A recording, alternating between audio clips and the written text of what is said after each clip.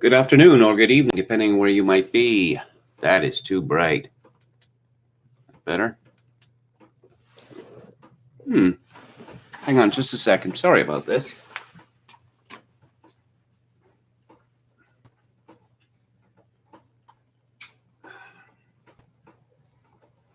That should be better. There we go. Still too bright. There. I think I look reasonably human now. Hello. And good evening or good afternoon, depending on where you might be. My name is Kevin Michael Grayson. This is the KMG show for Thursday, November the 11th, 2021. First up, Joe Biden and inflation. This is from Harriet Alexander at the Daily Mail. Biden claims Americans aren't clever enough to understand the supply chain crisis and concedes that his stimulus checks fueled a spike in inflation. Whenever I come across something like this, it reminds me of something that happened to me a long time ago, 1969. I was 13 years old. And the year before, this Canadian politician named Ray Perot was running for MP in the federal election where I lived in North Vancouver. And he was an underdog candidate. He was running against Tommy Douglas, the legendary Tommy Douglas, former premier of Saskatchewan, greatest Canadian ever, supposedly. In any event, I had followed Perot's career. He had been leader of the BC Liberal Party, the provincial Liberal Party. And he had been thrown out of the legislature because he objected to the Premier, W.A.C. Bennett's, habit of forcing through legislation by keeping the MLAs up night after night, to get everything through in a couple of days. So Perot won the seat, and I ran into him at an event about a year later. And I buttonholed him after he gave his speech, and I said that, I greatly admired you for your stand against W.A.C. Bennett and his habit of ramming legislation through. But the first thing that Pierre Trudeau's government did was to change the rules of the House of Commons so that the government could ram through legislation, from first reading to final reading in a couple of days. And he looked deeply into my eyes and he said, "Well, Kevin, what you don't understand is," and then derp, derp, derp, derp, derp, derp. And it was all delivered, quite, forcefully and passionately and so sincerely, it seemed to me. I was rather dazzled by this. I was trying to remember, how could he have remembered my name from a year before? And then I forgot that we were all wearing name tags. Some decades later, this would have been in 1993 when I was working in Edmonton, the Conservative Party had every seat in Alberta, or close to it, and they all got wiped out in that election. The Reform Party took almost every seat in Alberta, and I remember seeing one of the Conservative MPs, I believe from Calgary, who lost his seat in the election, which was a couple of weeks away, and someone had buttonholed him and complained about Canada's immigration policy. Why are we taking in all these immigrants? Why is the government allowing these so-called boat people to stay? And this MP looked deeply into this woman's eyes and said, "Well, what you don't understand is, you see, I'm in government, so I have all the occult knowledge of how the world really works. You, miserable peon, know nothing." That is a very bad look for a politician. But back to the Daily Mail story.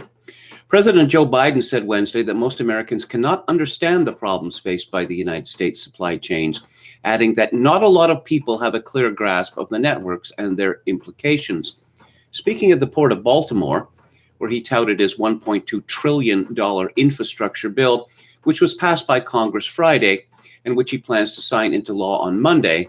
Biden said that investing in resiliency was essential. Quote, "You hear a lot about the supply chain in the news, but frankly, not a lot of people have a clear understanding, whether they have a PhD or they didn't go to school, about how a supply chain works. In simple terms, a supply chain is just the journey that a product takes to get to your doorstep," unquote. Thank you for clearing that up for us, Joe.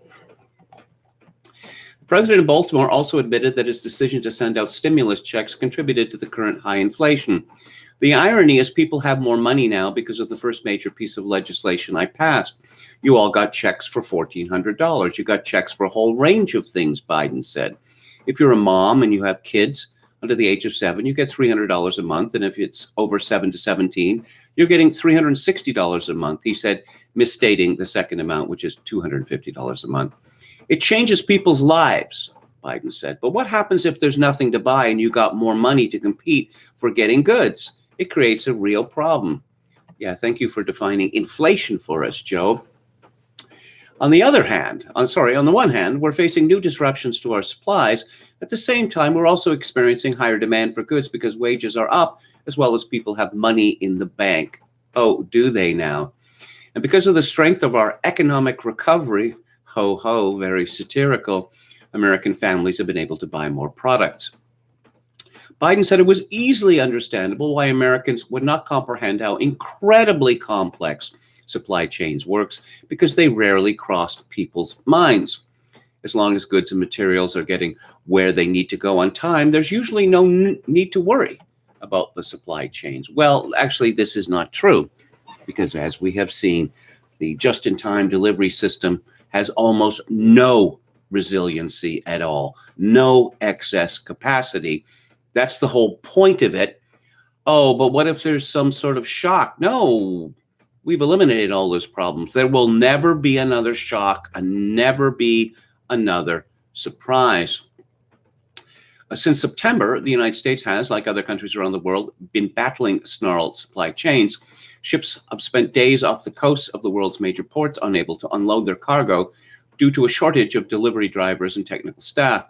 Container ships have plied their routes with their vessels only partially loaded due to logistical issues in ports and warehouses. Of course, as we learned from this live stream, last week, the Port of Los Angeles and the Port of Long Beach, California, not very far away, even before COVID, two of the worst in the world as opposed to their efficiency. One might want to look into why that is the case. The crisis has led to fears that stores may not have enough supplies for the holidays and gifts may not arrive. Biden has said before that the knock-on effect of the supply chain problems were scarcely understood. On Saturday, he said, "If we are all going out and having lunch together," and I said, "Let's ask who's ever in the next table, no matter what restaurant we're in, have them explain the supply chain to us. Do you think they'd understand what we're talking about?" They're smart people, the president added, but concluded the current crisis was part of a complicated world. Biden also said Saturday that he has yet to see a reporter outline very well how supply chains work. How about the state of California, which has mandated that trucks cannot deliver to containers or receive from containers if they are 3 or more years old?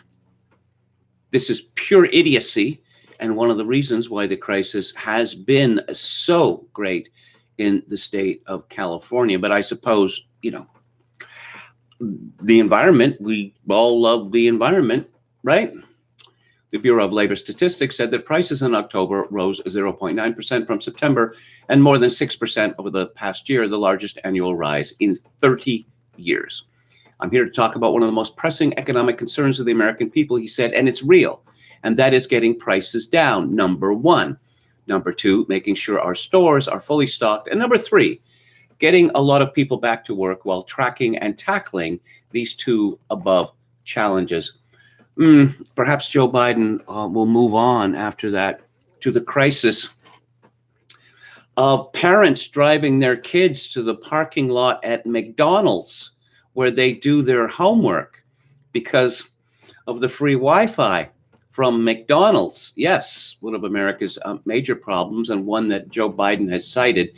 There's a viral video about this, 6 or 7 times? None of this makes any sense. One, because, people have smartphones in the United States. And so I suppose the kids, if they had to look something up on the internet, I don't know why that is necessary for homework, they could borrow mom or dad's smartphone. Also, you've all seen the ads on the TV. It doesn't cost very much to get internet service in the United States, if you avoid the major companies who are going to try to get you to get TV and all these other things, bundle it. There are plans which are, it's not going to be the highest speed internet, but it'd be sufficient for children to use the internet to do their homework, assuming that is that they need the internet to do their homework. Of course, Joe seems to have not very much understanding of how inflation works, but neither does Janet Yellen, who was the chairwoman of the Federal Reserve and is now the Treasury Secretary. This is from Christopher Condon at Bloomberg. Janet Yellen repeated her view that elevated U.S. inflation won't persist beyond next year and said the Federal Reserve will act if needed to prevent a rerun of 1970s style price rises. I'd expect price increases to level off and we'll go back to inflation that's closer to the 2% that we consider normal. As the pandemic fades, Yellen said in an interview on NPR. The Treasury chief also said that an end to the pandemic would allow more people to return to work, and with consumer demand returning to normal patterns, that will relieve pressure from wages and goods prices. Yellen, who was chair of the Fed from 2014 to 2018, said the high inflation that persisted through parts of the 70s and 80s occurred because people thought that policymakers wouldn't bring it to an end, and inflation expectations became embedded in the American psyche. That isn't happening now, and the Federal Reserve wouldn't permit that to happen. No, that's not what happened. The inflation of the 1970s, the 1980s occurred because of huge increases in the money supply. That is the only reason why inflation happens. But now we're back to this. The unions were bashed routinely in the 1970s. It was union greediness that was responsible. Well, you could say that the unions were greedy, but on the other hand, prices were rising alarmingly, and with great regularity, the unions went to their employers and said, our members need more money because everything costs so much. With inflation going from 5% to 10% to 15% to 20%, one can see the effect that this would have on a working man's wages. No, but apparently it's inflation expectations embedded in the American psyche. How exactly is Janet Yellen going to deal with this? The same way that Ronald Reagan and Margaret Thatcher dealt with it, by drastically raising interest rates? I don't think she can do that. We've been hearing now for a decade, seriously, a decade, oh, well, the ZIRP, effectively zero interest rate policy, cannot continue forever. And the Fed has made attempts, we're going to start raising the interest rate, and then bad things happen to the economy, particularly the stock market. Zero interest rates or close to it, without a reset of the economy, they will last forever, because if interest rates rise substantially, the economy will collapse. Because governments of all types will not be able to make interest rate payments on their loans. So it's back to Jimmy Carter, is it? This is another story from Bloomberg today. Is it easier for you to go and buy things in the stores than it was 4 years ago? Ronald Reagan asked days before his sweeping 1980 presidential election victory. That simple question looms as a decisive factor in next year's congressional ballot. Inflation is now running at its highest in a generation, with a report Wednesday showing that consumer prices surged at a 6.2% annual pace in October. Nearly all economic forecasters expect it to cool in the coming year, as they did in the 1970s. But the key question for President Joe Biden and congressional Democrats is how quickly and how much. Well, Biden argues that inflation will be pulled down by his forthcoming $1.75 trillion social spending bill, along with a $550 billion infrastructure plan he will soon sign. Republicans are hammering exactly the opposite argument. Cash drops by the government are driving up prices. Of course they are. Biden arguing that, $2.25 trillion of new spending, which is borrowed money, by the way, that this is going to reduce inflation. It's almost as if our memory spans are now so short that the late 1970s, early 1980s is ancient history. It's as one with Nineveh and Tyre. Even some Democrats are echoing GOP fiscal concerns, complicating the outlook for the pending legislative package. At stake in how quickly inflation recedes and in the debate over the cause of the remedy of the escalation in prices is control of Congress. We've never recorded as many people talking about high home prices or high appliance prices or high TV prices, said Richard Curtin, who oversees the University of Michigan Consumer Sentiment Survey, a key gauge of household attitudes. We get a large share of people talking about the reduction of their living standards due to inflation, which is made worse because consumers see no effective economic policies that would restrain inflation. Inflation is much higher than the official rate because of what's called hedonics. The consumer price index uses a basket. And, if things get too expensive, they're removed from the basket. The consumer price index does not include hospital prices. It does not include education prices, and it does not include real estate prices. If you want to know the true figure for inflation, you can go to John Williamson's site, Shadow Stats. Nathaniel Meyerson from CNN Business today. Here's why groceries keep getting more expensive. You've probably realized that shopping for food and household basics is more expensive these days. Expect to keep paying more for groceries in 2022. That's not what the other experts were saying. It was going to drop down to 2.2. Remember that? Prices shoppers paid for groceries climbed 1% in October from September, or 5.4% higher than at the same time next year, according to the Bureau of Labor Statistics. And with grocery, steaks have seen the highest price jump annually, costing 24.9% more in October than they did a year ago. Eggs were 11.6% more expensive in October than a year ago. Chicken cost 8.8% more. Cereal was 5% more expensive, and baby food prices grew 7.9% annually. Well, part of that, for meat, we've talked about this before. We're getting close to monopoly in meat production in the United States. And the amazing thing is that, the price of meat continues to rise at a dizzying rate. Ranchers are not getting any more money. And, of course, the trend in the United States and elsewhere in the Western world is, a relentless chase of monopoly because it's more efficient. Grocery prices stagnated from 2015 through 2019, but have increased during the pandemic. In 2020, grocery prices increased 3.7% from the year prior.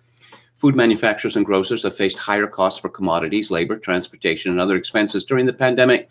Those costs have escalated in recent months, leading manufacturers to pass off some of these costs to their retail customers, who in turn have passed on a portion to consumers. I suppose when you pay people not to work, that's one of the things that's going to happen. This is a part of it. At this place I used to go for dinner once a week, which I can't go to anymore because I'm not double vaccinated. Dishwashers were being paid $50,000 a year because people who are getting paid not to work decided, why do I want to work when the government is willing to pay me not to work? The producer price index, which measures the price manufacturers receive for their goods and services, jumped 0.6% last month from September and rose 8.6% annually. Persistent supply chain pressures mean higher prices at the grocery store will likely stick around for a bit. Big manufacturers of familiar food and household staple brands such as Kraft Heinz, Mondelez, Procter & Gamble, Clorox, and Tyson Foods say they plan to hike prices on snacks, toiletries, meat, and more for their retail customers in early 2022 to combat rising prices. Companies are also pulling back on discounts on many items at stores because demand is strong and they don't want to run out of their limited supplies of goods. We continue to face accelerating levels of extraordinary inflation, Tyson said in a letter to retail customers last month, in which it announced it would be raising prices next year on brands such as Ballpark hot dogs and Jimmy Dean frozen breakfast. We've been increasing prices, and we plan to increase prices more than we've done for quite a while as a company, Mondelez CEO Dirk Van de Put said on an earnings call with analysts last week. Mondelez makes brands such as Oreo and Chips Ahoy, and he said that a 6 to 7% price increase will take effect on its U.S. products in January. Market research firm IRI projects that inflation on food, beverages, and household basics will climb to 8% during the first half of 2022 before settling at 4% during the latter half of the year. IRI tracks prices, point of sale, and volume data, promotions, and trends at big box stores, wholesale clubs, supermarkets, pharmacies, and other channels. So this does not sound like the 2.2 that Janet Yellen was predicting, does it? While higher prices for food are impacting families across the country, low-income shoppers get hit hardest when essentials become more expensive. These consumers have less disposable income and have already spent a bigger share of their wallet on essentials than wealthier consumers.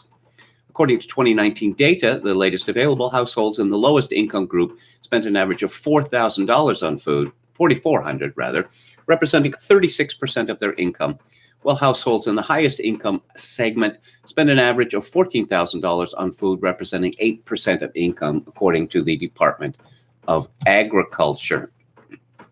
Despite the price hikes, a recent boost in federal benefits such as food stamps, as well as the child tax credit coupled with higher wages, may help low-income shoppers handle the increases. The bit about higher wages for the 2/3 of Americans who are wage slaves, that was paid by Joe Biden when he opened the border in January. This is a story from CBS Boston. Supply chain issues could mean Thanksgiving dinner items will be harder to find this year. According to market research from IRI, by the end of October, turkeys were 60% out of stock. The USDA reports the production of fresh turkeys is down 1.4% this year. IRI also reports that cranberry sauce is 20% out of stock and yams and sweet potatoes are a quarter out of stock. Bob's Turkey Farm in Lancaster is already feeling the effects of supply chain issues. More than 2 weeks before Thanksgiving, they are out of fresh turkeys. It's been crazy, said Susan Miner, owner of Bob's. People were calling in August waiting to order their turkeys, and we would not even go live with our order system until September 27th. And right away, hundreds of turkeys coming in daily orders. She said her farm is processing fewer turkeys this year due to a staffing shortage. She also believes that customers flocked to her business earlier out of fear of shortages at grocery stores. Here's a piece by Ryan McMakin at the Mises Wire. Price inflation hits a 31-year high as Janet Yellen insists it's no big deal. Asset price inflation has naturally continued unabated as well. He had mentioned that you have to go back to November 1974 to find a higher producer price index increase at 23.4%. And with the result being rising housing costs. In addition to the CPI's 31-year high, home prices in the second quarter surged to near a 42-year high. According to the Federal Housing Finance Agency's Home Price Index, home price growth reached 11.9% in the second quarter of this year. Since 1979, only the second quarter of 2005, along with 11.9% growth, showed home price growth as high. This is troubling information indeed, given that average real weekly earnings have turned negative this year, with inflation-adjusted earnings down 0.5% from September to October. It is increasingly clear that wages are not keeping up with rising prices for a great many Americans. None of this means policymakers will diagnose the problem properly, however. We should expect the discussion around inflation in Washington to keep missing the point and denying any connection to the central bank or to monetary inflation. For example, rising prices are so obvious now that not even the administration can ignore them anymore. Today, the White House released a statement in which President Biden admitted today's report shows an increase over last month. Inflation hurts Americans' pocketbooks. Yet the administration continues to be very much in denial about the causes of price inflation. The Biden statement continues, "I have directed my National Economic Council to pursue means to try to further reduce these costs and have asked the Federal Trade Commission to strike back at any market manipulation or price gouging in this sector." Back to those halcyon days of wage and price controls as we had in Canada and the United States in the 1970s. As if price gouging were the cause of nationwide price inflation. If it were gouging, we'd be seeing increases only in the areas where so-called gouging is taking place. Moreover, that would mean a decline in spending and thus price deflation in areas where the gouging isn't taking place. The overall effect would be price stability. Similarly, the administration has also tried to blame inflation on a lack of childcare. In an incoherent series of non sequiturs, Secretary of Transportation Pete Buttigieg this week claimed that paid family leave is part of the administration's toolkit to fight inflation. Buttigieg simultaneously claimed that paid family leave means more people can take time off from work, yet this somehow will also translate into more people going back to work. Well, it's true more workers could help temper, to some extent, upward pressure on prices. More paid family leave would contribute nothing to the solution to price inflation. Rather, it's apparent. The memo went out at the administration that every policy must now be tied to some kind of plan to fight inflation, no matter how tenuous the connection. Yet we should expect more of this sort of blind grasping at excuses for our economic malaise as time goes on. The same strategy was used by the Ford administration of the dark days of the mid-1970s and the Whip Inflation Now campaign. The administration then claimed that the American public should fight inflation through strategies such as planting a vegetable garden at home. Then, as now, the regime refused to admit that rising monetary inflation had anything to do with rising prices. Yes, so apparently no lessons were learned from the 1970s and 1980s. And finally on this topic, this is from Kaylee Pattison at the New York Post. Former Treasury Secretary Larry Summers, who served as head of the National Economic Council during the Obama administration, has slammed the Biden White House for being behind the curve on the inflation ravaging the economy. "I think we're speeding down the road at a really rapid rate," Summers told CNN's Cuomo Prime Time Wednesday. "It's kind of a downhill road. And it's not going to be so easy to put the brakes on here, and that's why I'm concerned." I think that the policymakers in Washington, unfortunately, have almost every month been behind the curve. They said it was transitory. It doesn't look so transitory. They said it was due to a few specific factors. Doesn't look to be a few specific factors. They said when September came and people went back to school, then the labor force would grow, and it didn't happen. Summers has repeatedly sounded the alarm over inflation, while the Biden administration has pushed 3 big spending bills since taking office in January. 1 month after Biden's inauguration, the former Treasury Secretary warned in a Washington Post op-ed that the administration's $1.9 trillion COVID-19 stimulus plan could cause inflationary pressures of a kind we have not seen in a generation. In March, Summers told the same outlet that the aid posed substantial risks of price spikes. Let's have a look at the chat. Hello to Red Sulphur, a domestic museum and run. Dan, greetings and well wishes to all on this Remembrance Day. I'll have something to say about that a little later. Little Palpicasso 88, Chogokin 666, Brandon Smith, William Hicks. Yes, I don't want to talk about Biden's intestinal problems. I'd really rather not. Maybe a good time to rack up massive debts, buying appreciating assets like real estate or Bitcoin, says Brandon Smith. Well, that must be what's behind the enormous recent increases in house prices.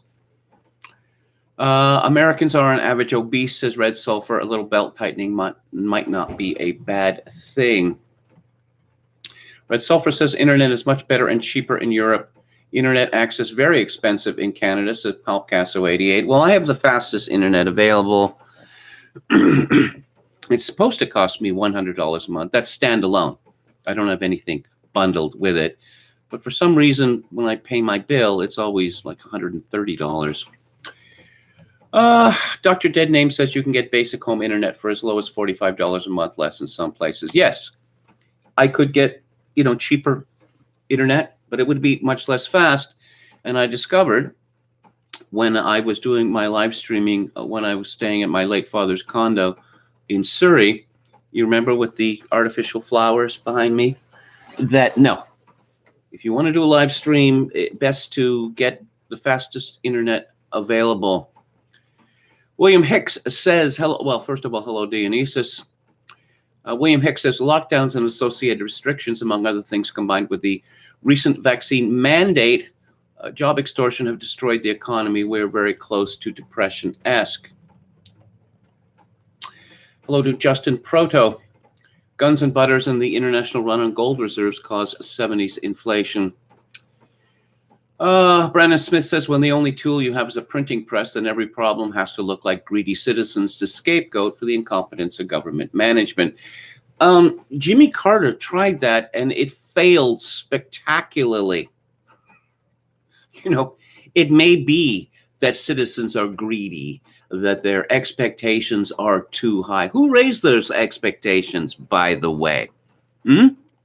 And it may be that country is suffering from a malaise, as Jimmy Carter infamously said. That's not the point. Politicians, our leaders, our governments have to deal with the people they have, not some sort of ideal populace.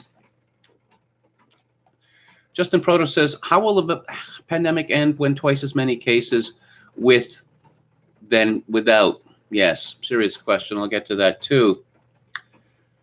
Jacques Barzoun was correct in his prediction, says Dionysus. Coming up on the book club, I will be discussing Barzoun's magnum opus, From Dawn to Decadence.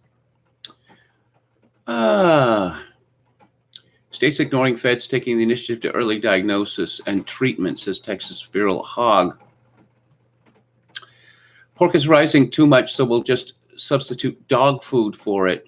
Yes, that was a joke that John Williamson made. Steak gets too expensive, replace it with hamburger in the basket. If hamburger gets too expensive, well, they could replace it with dog food or beans, which is we learned from Tyler Cowen, can be delicious if prepared properly.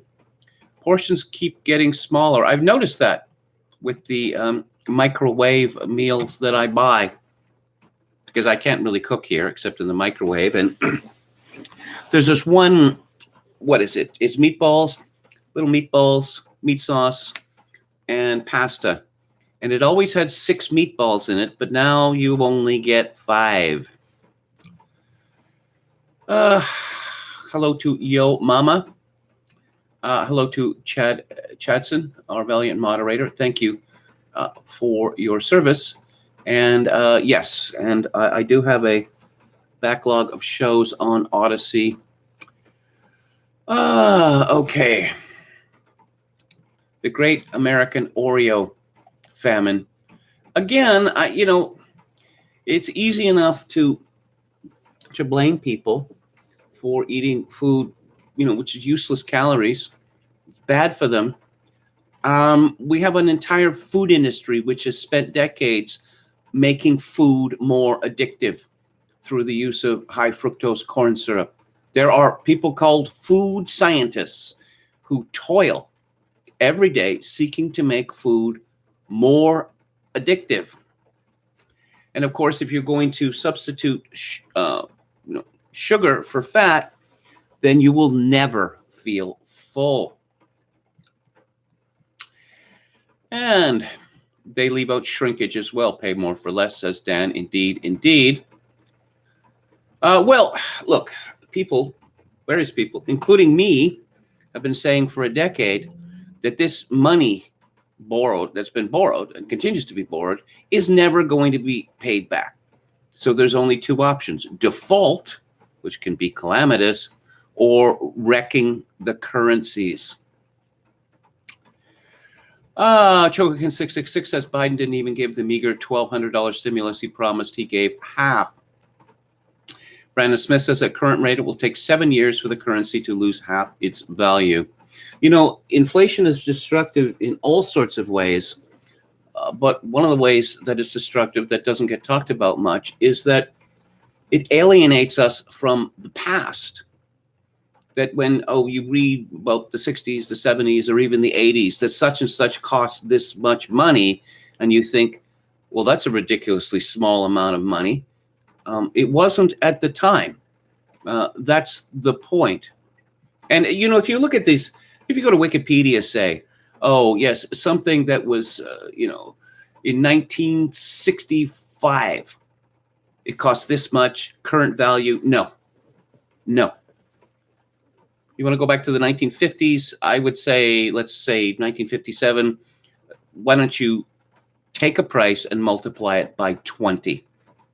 If you're looking at the 1970s, take a price and multiply it by 10. Delicious back tea from the Black Sea region, says Red Sulfur. I drink orange pico myself. Hello to Jason Bryan. Thank you for your kind words. Brandon Smith points out if you're in extreme debt, your debt will lose half its value. It's assuming that the interest rates aren't jacked up, well past usurious levels. I mean, look at credit cards. Tens of millions of people are given credit cards who should not be given credit cards. And many of these people are going to default on the money they owe. So what do the credit card companies do? The banks? What's the current annual rate for credit cards? If you're not a preferred customer, what is it, like 27% annually? Something like that? My Trail of Disgrace. Harrison Butt Judge, 2024. Okay. Justin Proto, did you guys see Butt Judge's racist bridge spiel same week as racist trees? Hello to David Wright. Revisiting the mistakes of the past reminds me of the expression that men need to be reminded rather than instructed. Yes, indeed. John S. says, just think Joe Biden was there and in government when inflation was bad last time, learned nothing. We're talking about kefir, are we? A friend of mine was trying to sell me on this, saying that I should put it on my cornflakes or whatever, or my oatmeal. I wasn't all that impressed with it. Texas Feral Hog says Nixon did it to compensate for oil supply shock. He chose inflation over high unemployment. Yes, that is always the choice. And both Reagan and Thatcher decided that inflation had to be wrung out of the system, and they succeeded. But if any of you remember 1981, 1982, going into 1983, Reagan was finished. There's no possible way he could win re-election in 1984. They said the same about Thatcher. When unemployment went up to 16% or whatever, millions of Britons out of jobs. Well, she survived that. Prices were about the same from the founding until 1913, says Justin Proto. Yes, what happened in 1913? Half Galician, hello, says great book from the 90s on credit cards called Expressing America. Jokin 666 says sprinkle beef on your cornflakes. Time to get a crypto credit card and rack up some debt, says My Trail of Disgrace. William Briggs has a piece today on his excellent blog, wmbriggs.com. Yellen bankers yelling about 150 trillion to fix global warming. And he talks about the Patriot Act passing after 9/11. Yeah, I'll skip that. He says that it was a formal mechanism to legally take money from the government and distribute to the connected. Perhaps for the sake of appearances, a paltry amount was spent on actual security, but it is difficult to find examples. Most of the money was blown on things like those preposterously expensive X-ray machines we have to pose in, the funds going to an ex-government official who helped create the Patriot Act. Well, corruption in government is timeless, and it would be naive of us to suppose it can be eliminated. There is always a background level of graft, which, because of its ubiquity, we can anticipate and work around. Because it is so normal, minor forms of stealing don't do great harm. It is only at a society's fall that the theft becomes debilitating. Huge, enormous, stupendous cash grabs are now common. We saw it in the so-called infrastructure bill, to which propagandists always affix bipartisan. And now we'll see it in global cooling, aka global warming, aka climate change. Janet Yellen, who has made a career of printing money, said the best way to solve global cooling, etc., is to spend $100 to $150 trillion with a T. She said, echoing many ill-informed midwits who have found themselves in charge, that the world needs to eliminate carbon-intensive economies. Carbon-intensive. Well, lots of luck removing carbon from the economy. Why don't we start by sequestering yours, Yellen? Anyway, she said, addressing climate change is the greatest economic opportunity of our time. Suppose you made $20 an hour and worked a standard number of hours a year. It would take 2.5 billion years to make 100 trillion. Or it would take 2.5 billion people working one solid year. Or 3.75 billion working one solid year to make $150 trillion. There are 7.75 billion people in the world. The World Bank says that about 2/3 of these are working age, 15 to 64. That's 5.1 billion. In other words, 3 out of every 4 people would have to work one solid year to pay for Yellen's redistribution scheme. And that's before considering that the world average wage is only $9. That means we need closer to 8.3 billion people slaving away for an entire year to make Yellen's figure, out of about 5 billion. The gist is this. Everybody that can work needs to work for about 2 years to pay to solve global warming. We already know where the money will go. We have seen that wind and solar power are fake and gay. In order to provide for the equivalent amount of energy we get from fossil fuels and nuclear, every square inch of the surface area of Texas, California, Oregon, and your choice of some other small state would have to be festooned with windmills, and something about the same for solar. Banks are behind Yellen's grab. The Wall Street Journal reports the global finance industry, its regulators, and investors pledge trillions in funding to reduce carbon emissions. How will they spend these trillions? In the same way the Patriot Act made us safer from terrorism by spending millions on fences that kept nothing out. This is the biggest income redistribution scheme ever proposed. They will take from the poor and give to the rich. They will convince the poor it is necessary because the temperature might soar 1/10 of a degree in the next century. It doesn't sound frightening until they say it.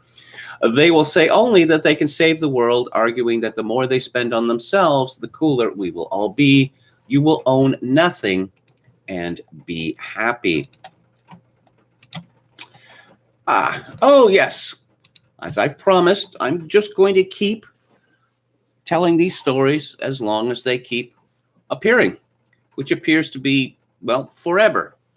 And this is from NFL.com.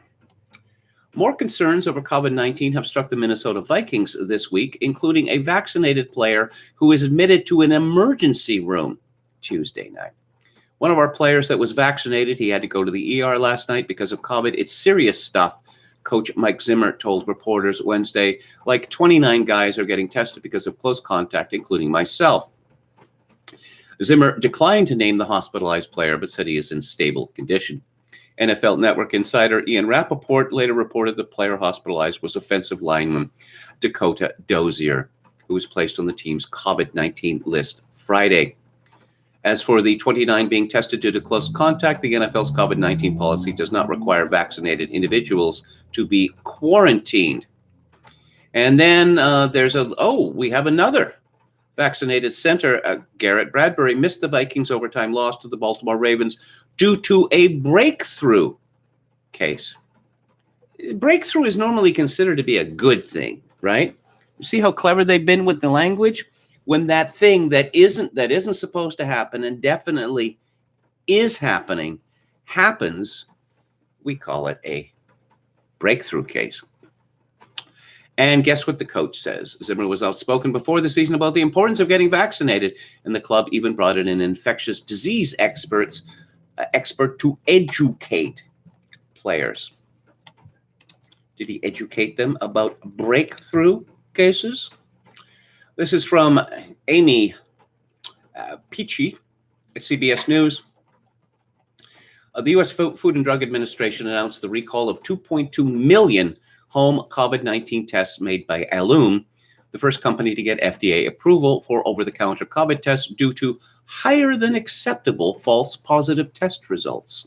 The recall is an expansion of last month's recall of 200,000 kits for the same issue. About 35 false positives through the Elmore COVID-19 home test were reported to the FDA with no deaths reported, the agency said. But false positives could lead to negative outcomes such as getting unneeded COVID-19 treatment from a healthcare provider or a delayed diagnosis for the person's actual illness, the FDA added. And yes, this keeps happening. This is from Kane at Citizen Free Press. New Zealand counted a man as a COVID death. There's only one problem. He sustained serious gunshot wounds and died as a result. Man, that COVID is just, it's unstoppable. How long before every death is attributed to COVID? Geraldo Rivera, you remember Al Capone's vault? Yeah. He somehow survived that embarrassment. This is from Steve Watson at Summit News.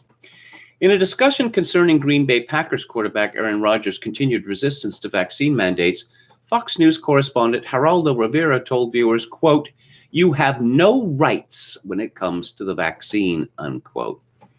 Rivera said there should be no accommodation when it comes to COVID vaccines, saying everyone should be mandated to take it, adding, quote, "I despise vaccinated people who are smug in their protection, who urge unvaccinated people to exercise their freedoms," unquote.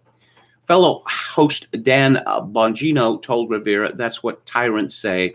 Aaron Rodgers doesn't owe anyone an apology. Whether he chooses to disclose his immunization status isn't anyone's business.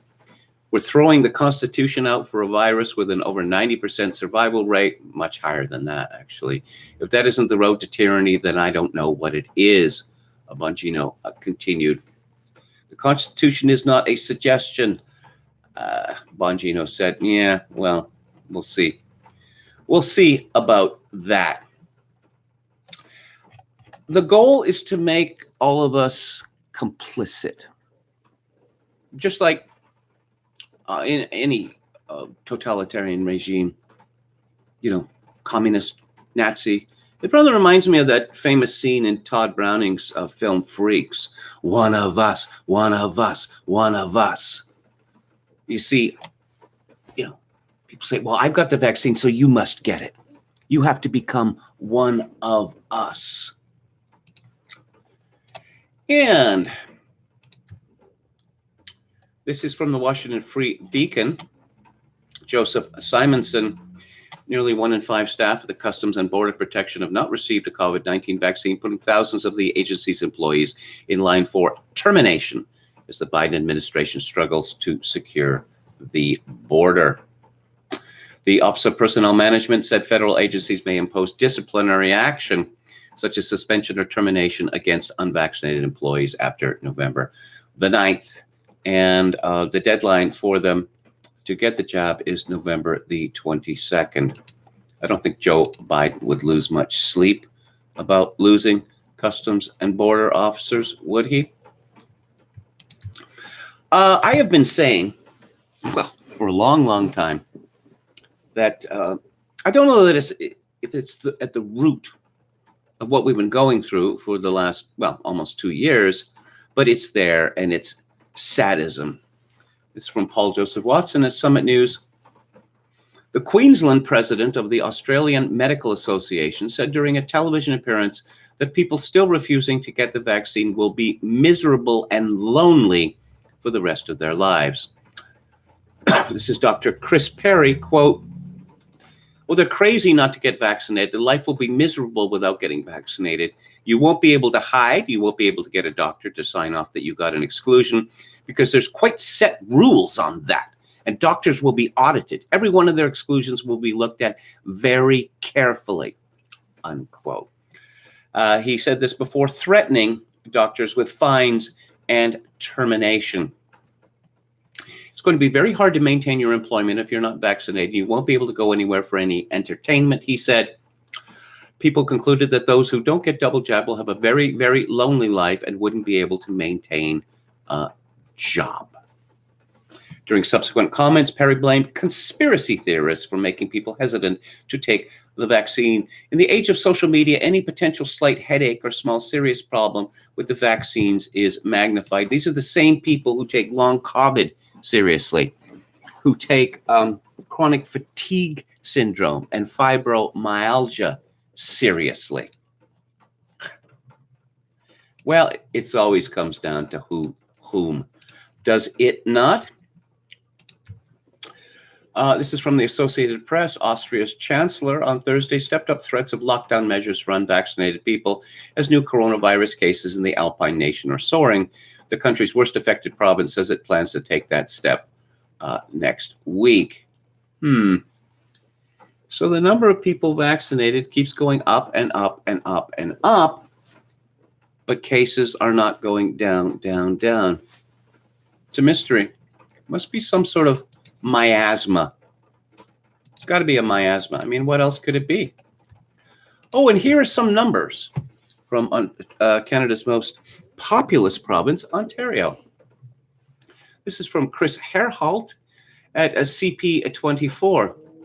Ontario reported its highest single-day count of new COVID-19 cases in more than a month Thursday, sending the rolling average of new cases well above 500 per day. The province reported 642 new cases Thursday, along with 5 additional deaths. The 7-day rolling average of new cases now stands at 532, up from 502 yesterday, but still down from 582 1 month ago. The Ministry of Health said 334 of Thursday's cases involved unvaccinated people. 18 involved people with 1 dose of COVID-19 vaccine. 245 involved fully vaccinated people, and 45 were in people with unknown vaccination status. So it turns out that the physiology of people in Ontario is the same as people in Ireland, Israel, England, and Scotland. Who would have thunk it? Huh? Confident prediction. The proportion of fully vaccinated people in Ontario that get COVID-19 is soon going to pass 50%. But remember, the experts are right. The experts are always right. And if they say jump, you say how high. This is the first indication that I've seen that health officials in Canada are actually willing to admit the truth about what's going on. Max Fawcett, a favorite of this show, thunders the Conservative Party's anti-vax caucus isn't about protecting civil liberties. Yes.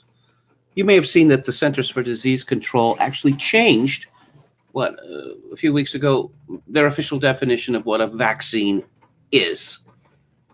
Nothing to see there. Just walk away. Walk away. And so this fellow, who was an NDP hack, Fawcett, rails against Aaron Rodgers and rails against the so-called Civil Liberties Caucus in the federal Conservative Party. And as we know from Susan Riley of the Hill Times, they are terrorists. Terrorists. And as we know from the CEO of Pfizer, they're criminals. Take New York, where a November 1st mandatory vaccination deadline was met with threats of widespread service disruptions for public sector employees, along with noisy protests from unvaccinated members of the ranks of the city's firefighters, police officers, and sanitation workers. The city called their bluff, and so far it seems to be working. Despite union leaders predicting that as many as 10,000 police officers would leave rather than get vaccinated ahead of the deadline, only 34 were placed on unpaid leave. Well, it's possible that many of these people had banked vacation time, which they're taking. It is not, millions of Americans are happy to continue prioritizing individual rights over collective responsibility, even if it comes at the cost of many thousands of dead people. But here in Canada, we need our elected officials to do a better job of reminding people that their freedoms aren't absolute, and they need to think of each other as well as themselves. I wonder if I asked Max Fawcett, how could he explain that California's case rate is now twice as high per capita as California's? Florida, no restrictions. California, lockdown going on 2 years now. I wonder how he would explain that as well. What's most worrying here is that this me first mentality is creeping across the board and beginning to infect Canadians as well. People who disagree with Max Fawcett are suffering from a disease. And what do we do with diseases? Well, we try to extirpate them, don't we? Me first attitude. Again, I'm not the first person to point this out. Somehow this me first attitude is perfectly acceptable when it comes to abortion, even repeated abortions. Take your rosaries off my ovaries, etc. It's my body. I have personal autonomy. Turns out that that's just an occasional argument. And I suppose that piece by Josiah Lippincott that I read yesterday might have struck some people as being hyperbolic. But here is a story from Ken Delanian. Ken Delanian. He's a deep state fellow, is he not? Let's just check here. I seem to recall this about him.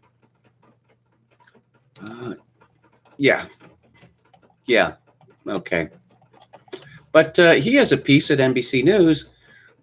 Domestic extremists continue to exploit false narratives to promote violence online, calling for attacks on members of Congress and public health and school officials, even as they share information about how to build bombs, according to a new intelligence bulletin by the Department of Homeland Security that paints a picture of persistent danger. Could it be those Ferners? Well, yeah, a little bit, but domestic terrorism. It's right there at the top. Right there at the top. Yes, there's, of course, the obligatory COVID reference. If a new COVID-19 variant emerges and new restrictions are imposed, quote, anti-government violent extremists could potentially use the new restrictions as a rationale to target government or public health facilities, unquote. And here's a video, man sentenced to 6 years in first sentence of kidnapping plot of Michigan Governor Whitmer. That the revolutionary movements in Tsarist Russia had been so thoroughly infiltrated by their secret service, the Okhrana, that it's estimated that, say, by the time of the First World War, most of the terrorist attacks in Russia were being committed not, in fact, by revolutionaries, but by government agents. I just see absolutely no excuse for the government browbeating people into becoming terrorists, which is precisely what happened in the Whitmer case. And, lots of crocodile tears being shed for Eric Clapton. Jeff Edgers at the Washington Post. What happened to Eric Clapton? Robert Cray was stunned when he first heard Stand and Deliver. Eric Clapton, his one-time musical hero who became a mentor and friend, had released his first protest song in 56 years of recording. Only it wasn't about George Floyd or global warming. Oh no, those are the only two things that one can protest. Clapton's Mid-Tempo Shuffle, a collaboration with Van Morrison released in December, went full anti-lockdown, taking aim at the government for trying to control a global pandemic by temporarily shutting restaurants, gyms, and concert halls. Is that all they did? What grabbed Crae's attention was the second verse. Do you want to be a free man or do you want to be a slave? Do you want to wear these chains until you're lying in the grave? And of course, we know that slavery is a word with a very specific meaning. Black people in the United States up to 1865. Slavery has never existed anywhere else in the world. And there is no other kind of slavery but chattel slavery. Do we have that straight now? Crae, one of the great blues guitarists of his generation, a 5-time Grammy winner, and a black man born in segregated Georgia. Yeah, that reminds me of that Chris Rock joke that when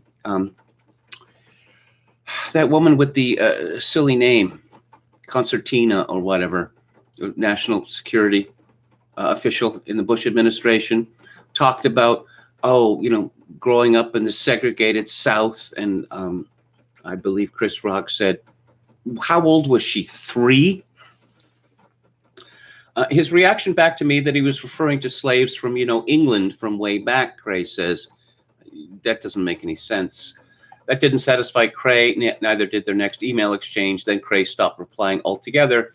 The next time he wrote was weeks later to politely inform Clapton that he couldn't, in good conscience, open for him as planned on an upcoming tour. Guess you don't want to play to sold-out houses, do you? Because your own career is doing so well. Is that right, Robert Crae? At a September show in Austin, Clapton posed backstage with Texas Governor Greg Abbott.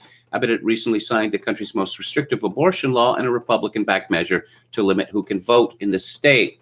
Like that, a 35-year friendship was over. And there's a picture here of Clapton, Jimmy Vaughan, Robert Crae with B.B. King.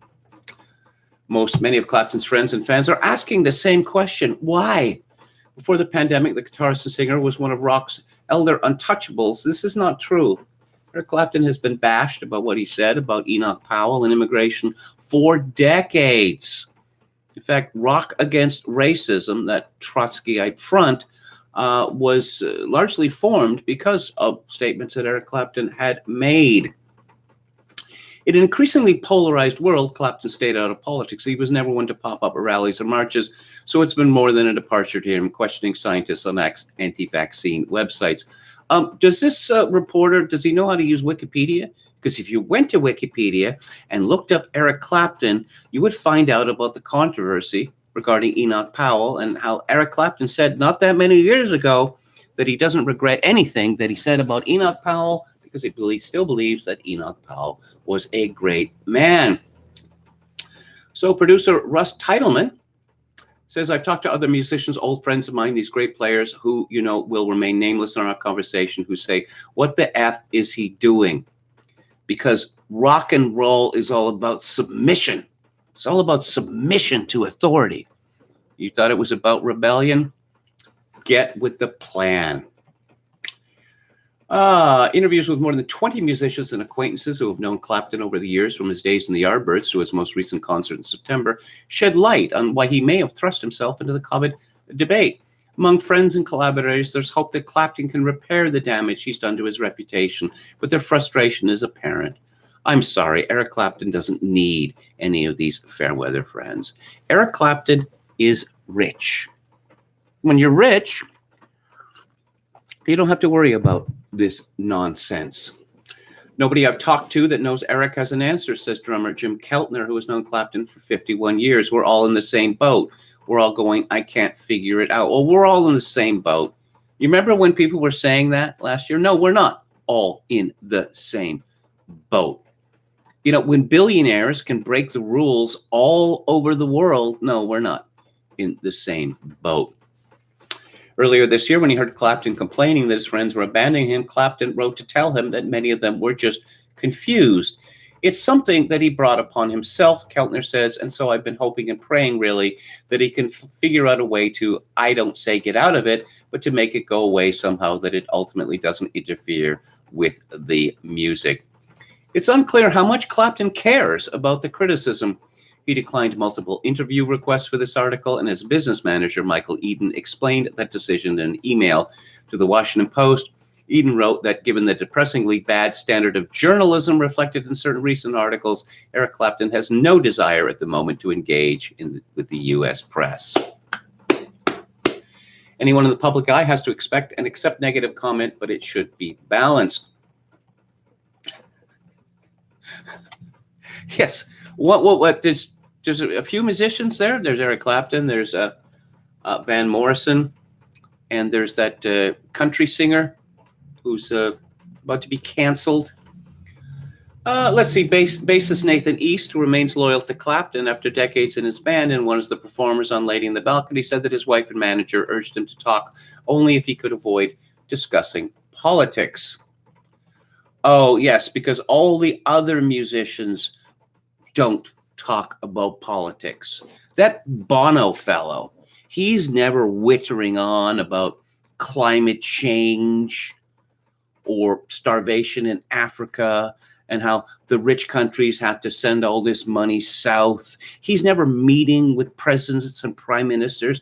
No, that Bono fellow, he's been distinguished by his rigorous abstention from any kind of intervention in politics. Let's go back to the chat. Don Willis says, not a fan of Robert Cray. I remember Robert Cray. I remember him from the 1980s when he seemed to be genuinely popular and people were talking about him. I mean, he's a nostalgia figure now. Is he not? Ashiman Bravo, hello, says Axios recently reported that 1/3 of American jobs will be automated by 2030. John S. says, I know he hated America from KMG, and I still think Enoch Powell was a great man. The lead singer of Spandau Ballet, too, Tony, what is his name? Spandau Ballet. Boy, now we're getting into the 80s. Tony Hadley. That's his name. Well, it's glad to know that there are some people who are still have some guts, you know. Don't forget, right said Fred, says Jeffrey Pye. Ashley Bravo says UN documents detail planned collapse of the economy and control of supply chain. I haven't seen that. Georgia Guidestones state that the ideal world human population is 500 million, says Ashiman Bravo. Yes, as I've been pointing out for quite some time, and you may have heard me go on about this, the Green Project, the Climate Extinction Project, Extinction Rebellion Project, would result in a massive die-off. First in Asia, in Africa, and then in the rest of the world. But I don't know. Oh, Condi Rice, that was her name.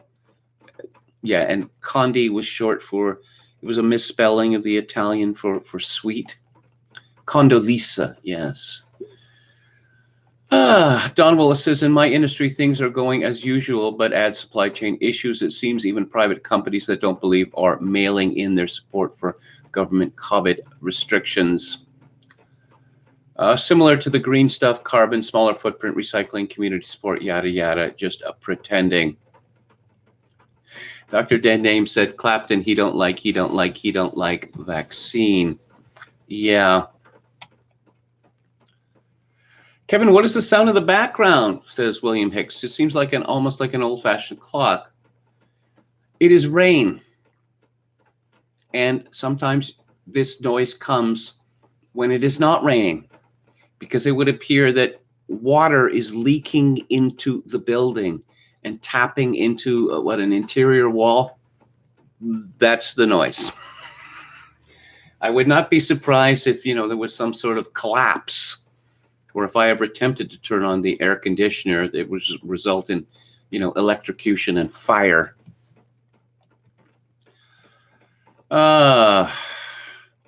Yeah. Let's see. British American, hello. Whom, the cabal deep state will soon become the whom. Don't doubt it. It's only a facade, wide but not deep. It is weak and afraid and becoming weaker yet. Well, doom sparrow, as they say. While there's breath, there's hope. Oh, hello to our Finnish friend, Jaakko Raipala. I wasn't even an anti-vaxxer before these maniacs started threatening me. I had COVID early on, and the doctor told me to wait for more info on natural immunity before getting the vaccine. Okay. Yes, Gabba Gabba Hey, Don Willis. The Ramones, particularly Johnny Ramone, were big horror movie fans, and of course Todd Browning, one of the giants of that genre. If there's anything that I can speak of from a Substack written by a man, we'll call him AB. Taiwan blocks second Pfizer doses for teens, and they aren't even considering allowing kids 5 to 11 to get COVID vaccinated at this point. Do you think that perhaps the United States will issue sanctions against countries that don't require mandatory vaccination of everyone above the age of 4? Could be happening. Could be happening. And let's go to Lockdown Skeptics, or as it is now called, dailyskeptic.org. Toby Young won the 2021 Contrarian Prize, which was set up to recognize individuals in British public life who demonstrate independence, courage, and sacrifice. Oh, do you mean that he's a terrorist and a criminal? COVID cases fall 18%, biggest weekly drop of 2021. Robert Taylor in the Telegraph writes, vaccine mandates cannot become the norm. Oh, apparently testing has reached the darts community. Women who work remotely could damage their careers, says Bank of England's Catherine Mann. They risk their careers suffering as more male staff return to the workplace after the pandemic, according to the London Times. 1 in 10 people in England are now on an NHS waiting list. Also, record ambulance delays. COVID could be a concern for the next 5 Christmases, scientist warns. The feckless Tory government has charted a course to absolute failure.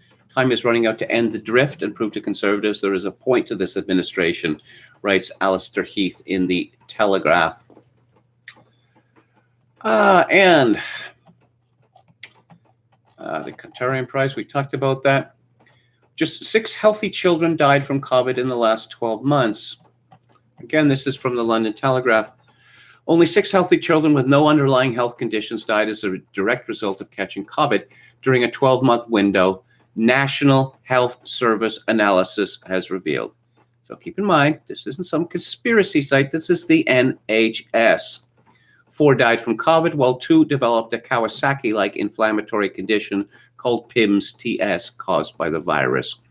The data calls into question the wisdom of closing schools and forcing children to spend months at home when the health risks to under 18s is so small.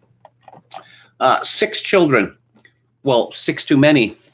How many children die in car accidents in England every year? How many children die from drowning or from fires or from accidents, while playing and such like? Rather more than 6, I should think.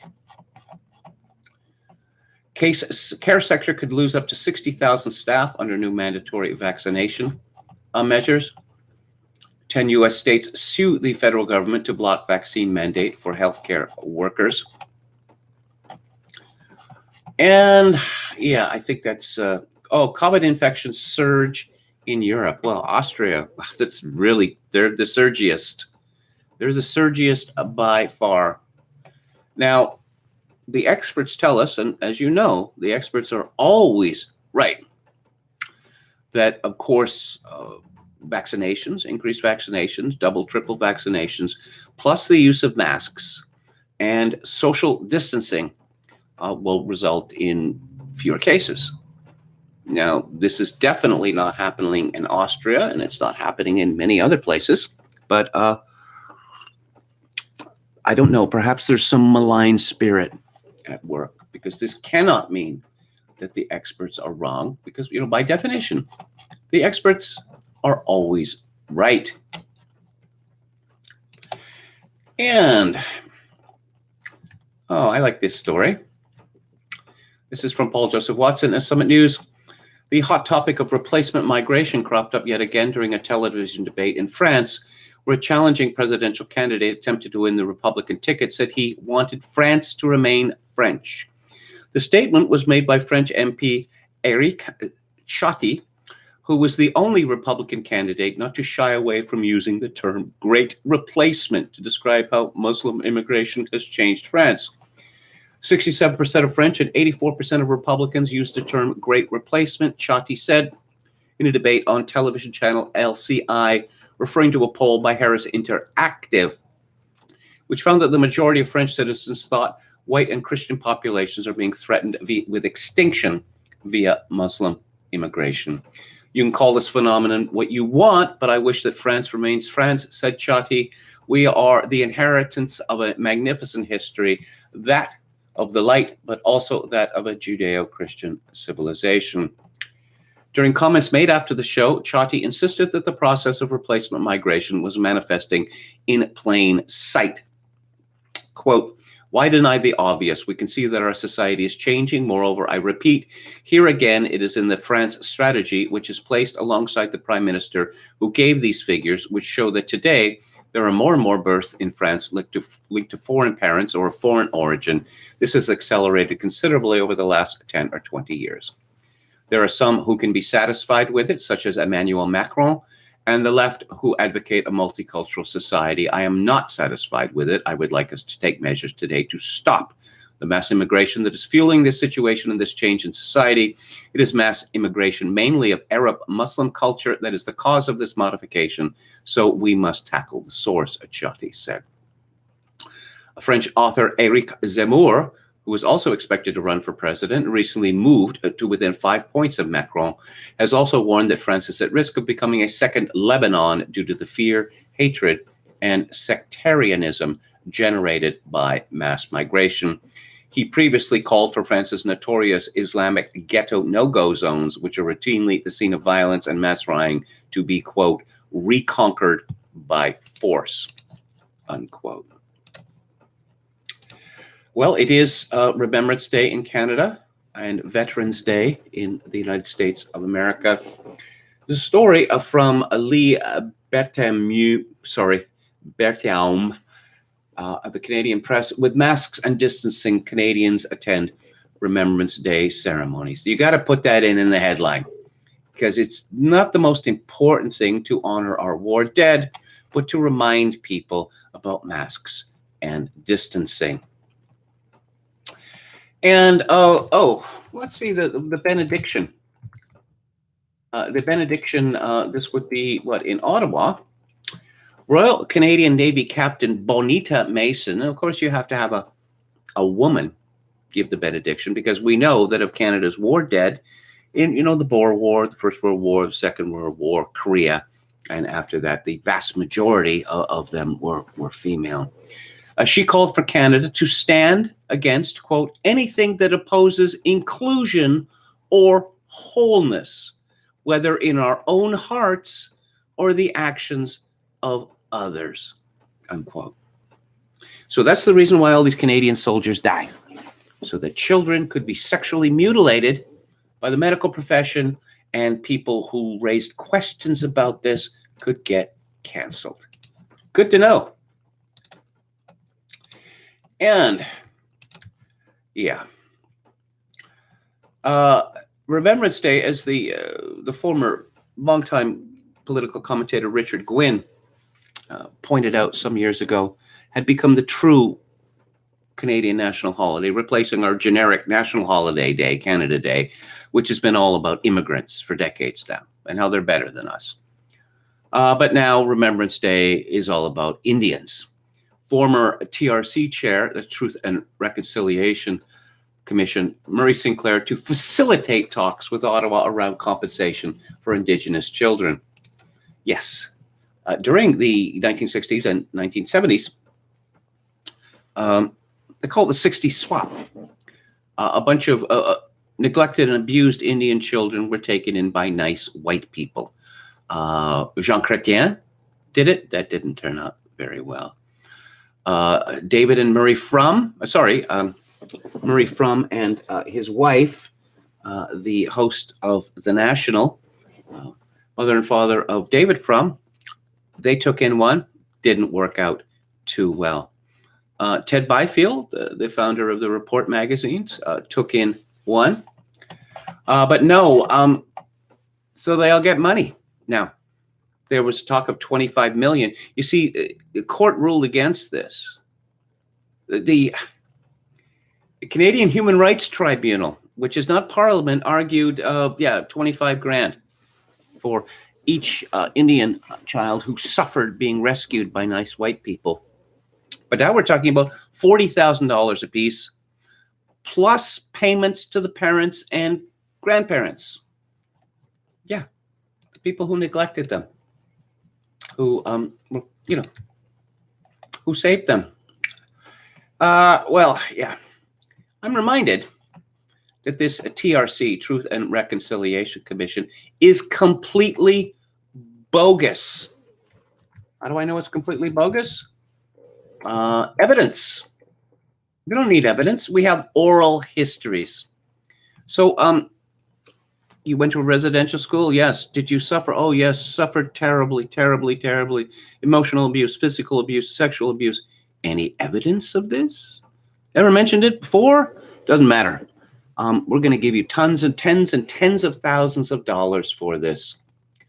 The amount of money that is going to so-called Indigenous people in my country is already stupendous, but it just keeps being increased and increased and increased. That alone threatens to bankrupt Canada. Someone called Kevin McIntosh, who is a PR spiv, senior vice president with National Public Relations, a former staffer in the progressive conservative governments of Brian Mulroney and Kim Campbell and Ontario Premier Mike Harris, has a piece on National Newsweek called "Are Voters Fatigued by the Increasing Polarization and Politicization of Politics?" Is he simple? A large majority of the electorate may be more and more fatigued by the increasing polarization and politicization of issues and politics in the last few years. Oh, I see. The politicization of politics. Okay. And polarization. The party system leads to polarization. Is he too stupid to understand that? Middle. We need to be, people are calling out for the middle. Yeah, the middle wherein the same people who run things forever are going to continue to run them with the same results. Interesting piece by someone called Zohar Adkins on his what is called Thinking Substack. It's called Spiritual But Not Religious: The Origins and Fate of a Liberal Darling. The term spiritual but not religious may be a new one, a category of the Pew Report, but the substance of it is old. When Martin Luther criticized the church authorities and advocated consulting one's own conscience, he was initiating a process that would culminate in spiritual but not religious. For spirit is that which we all have access to, while religious is code for something external imposed from without. The difference between an external shell and an internal freedom is older even than Luther. We find this concept in Stoicism, in the work of Epictetus, who counseled that we focus on that which is in our control and suspend judgment around that which is not in our control. Religion, in this taxonomy, is that which lies outside my will. Spirituality is that which I can do. I can't make it rain, but I can measure the calories I burn on my Peloton. Paul, the intellectual architect of Christianity, distinguished in his polemic against rabbinic law between the dead letter of the law and its living spirit. You could argue that Christianity itself was a movement of the spiritual but not religious, at least in relationship to Judaism. To be spiritual but not religious is to be a follower of Paul, no matter one's religious identity. That, yes, Christianity itself made liberalism possible. I've mentioned before a book by John Gray called 7 Types of Atheism, in which he points out that most of the modern forms of atheism are simply deformed monotheism. It's religion with the religion sucked out of it. History has shown, and as Dostoevsky dramatized well in his parable of the Grand Inquisitor, the posture of pure dissidence cannot be sustained. Eventually, the spiritual, but not the religious, will want to rule, will want to transmit values to the children, will want to stop the spiritual and religious from corrupting them, and so they will have to adopt a certain infrastructure that makes them indistinguishable from all they criticize. Spiritual, but not religious, as a matter of substance, is destined to become a church. The tribe of those who have no tribe, those who reject tribalism, is remarkably homogeneous. Cosmopolitans are at home in TSA pre-check no less than folksy localists are at home at the farmer's market. And with the ascendance of Zoom and remote work, cosmopolitans can now enjoy both worlds, being of them but not in them. All are welcome in the church as long as one accepts the view that at bottom we are all the same through faith in Jesus. Modern liberalism took out the Jesus part and replaced it with a more amorphous God, but kept the first part. The world is divided between those who don't see the difference and those who do. The alternative to the church of the spiritual but not religious is a posture of continuous critique, permanent counterculture. We find this mode in the figures of dissident mystics who stand apart from the mainstream, in bohemian artists who sacrifice a life of comfort for their art, in vagabond intellectuals like Walter Benjamin, in the Timothy Leary acolytes who think that a life of tripping is preferable to a life of 9 to 5. But the tally of misfit souls would hardly move the sociologist's needle. Today, spiritual but not religious simply refers to anyone who feels alienated from a single tradition or community. The confluence of globalization, individualism, and tech guarantee that most people, most of the time, but especially elites, will feel alienated from their communities and heritages of origin. The surprise is not that there are so many spiritual but not religious, but that there are still so many who are spiritual and religious. Spiritual but not religious is more or less code for individualist in search of peak experience. Both the experience junkie and the experience hobbyist are spiritual but not religious. They differ in degree, not kind. The reigning assumptions of the spiritual but not religious are individual experience is fundamental and social life secondary. The spiritual content of all religions is the same. Spiritual experience can be found without the scaffolding of tradition. As Patrick Deneen argues in Why Liberalism Failed, the left and the right are both classically liberal. The left is socially liberal, my body, my choice, except when it comes to vaccines, while the right is economically liberal, free markets. Immigration is a good example of how left and right are more alike than not, because it's an issue on which they've traded places. The old left was anti-immigration, seeing it as a way to bring down domestic wages. The new left is pro-immigration because it's xenophobic to think there's some national or cultural essence worth protecting, at least when it comes to the majority culture. Minority cultures are, meanwhile, inherently worthy. The more, the merrier, as long as the more don't live in my neighborhood. Individualism, in practice, is alive and well, and most invocations of collectivity are a form of role-playing, a costume assumed by the bored subject tired of itself. But rhetorically and culturally, tribalism is making a comeback. It's now considered naive and prejudiced to relate to somebody simply as an individual and not as a member of a group. I suspect that this turn or return to identity politics will have major disruptive consequences for those who claim the mantle of spiritual but not religious. Where once it was trendy to evoke Lutheran dissent against the powers that be, now the Lutheran posture is seen by many on the left and the right as a convenient ideology of the powerful elite. Left liberals, it is said, invoke conscience to undermine solidarity, while right liberals, it is said, invoke it to undermine realpolitik. A liberalism that ignores the group is destined to fail, but an anti-liberalism that ignores the individual is likewise doomed. To solve this problem, we must be religious and therefore spiritual, spiritual and therefore religious. I think I'm going to talk more about the satanic influence in the career of Travis Scott and other rappers tomorrow. Also, Montero. Remember him? Lil Nas or whatever he's called. And yeah, briefly, you talk about this. Time Out is a British institution.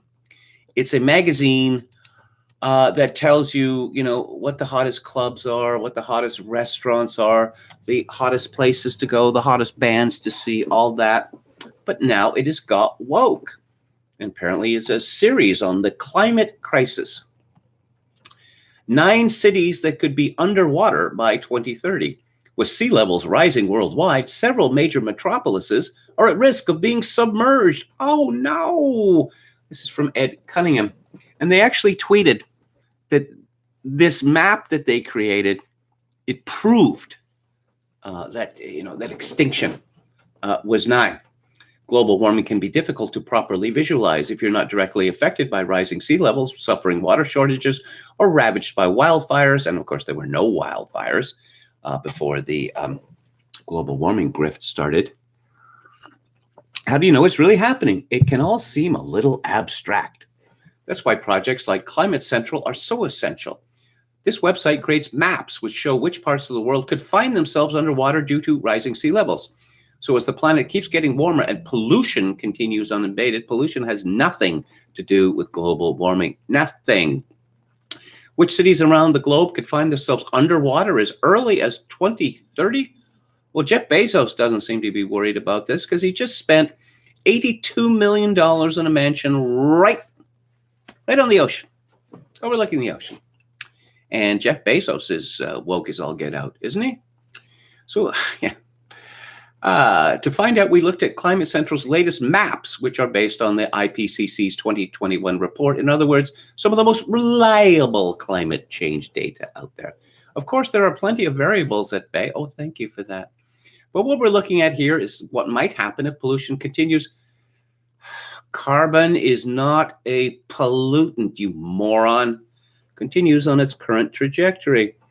These maps show future sea levels in red, but don't show what could happen during flooding or other extreme weather events. Is flooding an extreme weather event? I suppose it depends on the severity of it. Floods have been around since Noah. Oh, Amsterdam, the Netherlands. And I find this, yes. Apparently, the Dutch are famed for their flood defenses. And looking at the sea level projections, it seems the country's system of dikes, dams, barriers, levees, and floodgates will become even more essential in the years to come. Here's a fun fact about the Netherlands. A significant portion of the land area of the Netherlands was, until fairly recently, underwater. And the clever Dutch managed to drain this water and create productive farmland. Oh my God, the water is rising higher. What can we do? Nothing. There's nothing that we can do. Well, can't we, build structures to contain it as we have in the past? As I say, land has actually been reclaimed. And Venice, New Orleans, Basra, Iraq, Ho Chi Minh City, Vietnam, Kolkata, or Calcutta, as I insist on calling it, Bangkok, they're all up for Georgetown, Guyana, all up for disaster. And you see, they've made maps. They've made maps. So now you know it's real. Okay, let's move to the book club, which will require me to open some tabs. And I guess before I go to the book club, I will take a look at the chat. But meanwhile, you can chat amongst yourselves while I open these tabs. I will say that this movie that I'm talking about by David Mamet called Homicide, fortunately, it's not available on Blu-ray. It is available on DVD. However, it can be watched, presumably in a higher def form, on both Amazon Prime and on the Criterion channel, the latter of which I highly recommend. So, David Mamet's Homicide, and here we go. This is a film from 1991, which was both written and directed by David Mamet.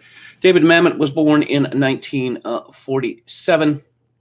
He grew up in Chicago, and he is famous for such plays as Glengarry Glen Ross, Speed the Plow, American Buffalo, and he began as a screenwriter. And then starting in 1987, he began directing his own films, which beside Homicide include House of Games, The Spanish Prisoner, Heist, and many others, Spartan, I suppose, being my favorite. David Mamet has, I suppose people thought that he was a lefty for some reason. I wrote an essay about Mamet a decade ago after he published an essay in the Village Voice saying why I am no longer a brain-dead liberal, and a book, a monograph in 2011 called The Secret Knowledge on the Dismantling of American Culture.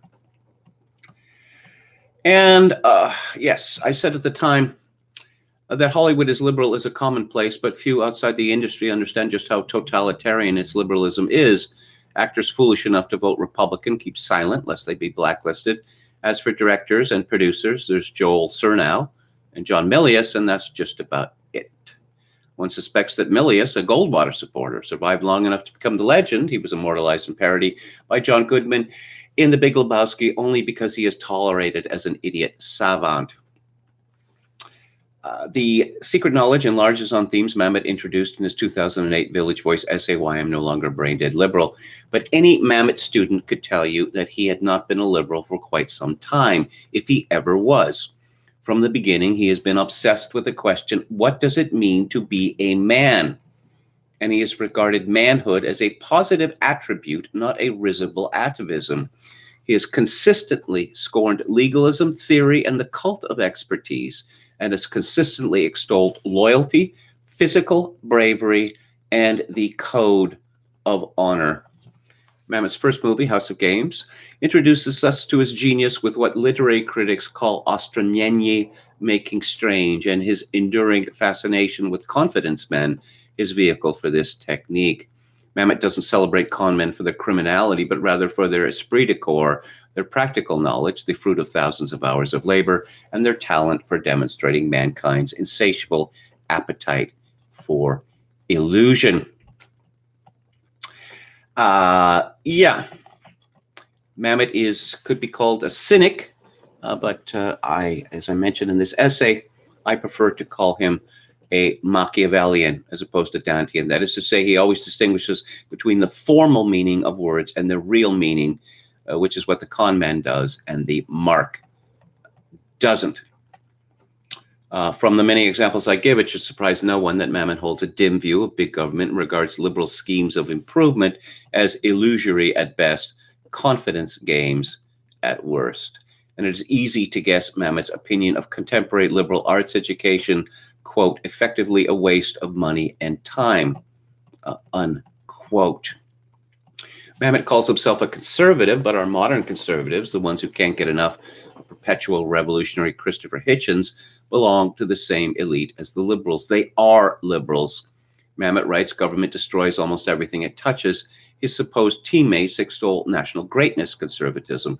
That is, big government is just fine so long as we are in charge of it. Mamet extols the tragic view of life, whereas conservatives are Pelagians almost to a man. Mamet does not hold with identity politics, the gay agenda, sex education, and the ethnic and sexual spoils systems. Conservatives embrace them all. Mamet writes, traditionally, women dealt with the home and men dealt with the world. Men and women are both parents, but only one of them is created to be a mother. That there is no difference can be asserted only by those who have not raised children. Boys are born to contest with the world. unquote. Any conservative who dared suggest such heresy publicly, and probably even privately, would soon find himself making a series of groveling apologies, but would find himself an ex-politician soon enough, regardless. And I suppose, shouldn't be too much of a surprise, although I don't think that David Mamet has many friends left in Hollywood. This is from David Eng at Breitbart in January 2020. The acclaimed playwright and screenwriter David Mamet told Breitbart on Thursday that he thinks Donald Trump is a, quote, great president, while liberal reaction to his presidency has been, quote, psychotic. He told Alex Marlowe, the reaction to Trump to me is fascinating, and one day I started looking at it and squinted my eyes. If you take a Freudian analytical concept, turn it inside out, flip cause and effect, and see if the dream makes sense. So if we flip cause and effect, the reaction to Trump, which is psychotic, is equal, I believe, hydraulically to the reaction to a charismatic leader. Mamet equated liberal hysteria over Trump to the same destructive energy that propelled Hitler to power. He said, the same people growing up right after World War II, you say, wait a second, how in the world could civilized people say that this little wizened Austrian psychopath was a messiah? It's insane. So the same force that, God forbid, would be devoted here to the adoration of a lunatic is devoted in the anti-Trump psychosis to the excoriation of a regular human being, and I think a great president. Mamet told Breitbart that after his Village Voice essay, the die was cast. I found out who my friends were. There's a couple of them left. Homicide is about cops.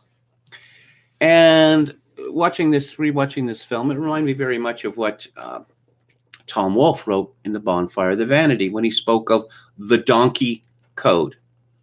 And the donkey code is like this strange process by which cops, whether they are white or they are black, whether they are Irish or Italian or Jewish, seem to become, well, Irish donkeys. That they have a loyalty. Of course, they have loyalty to uphold the law, but they have a loyalty to themselves. And this loyalty, it tests our hero, Bobby Gold, who is played by Joe Mantegna, who is one of members of what you could say is David Mamet's stock company.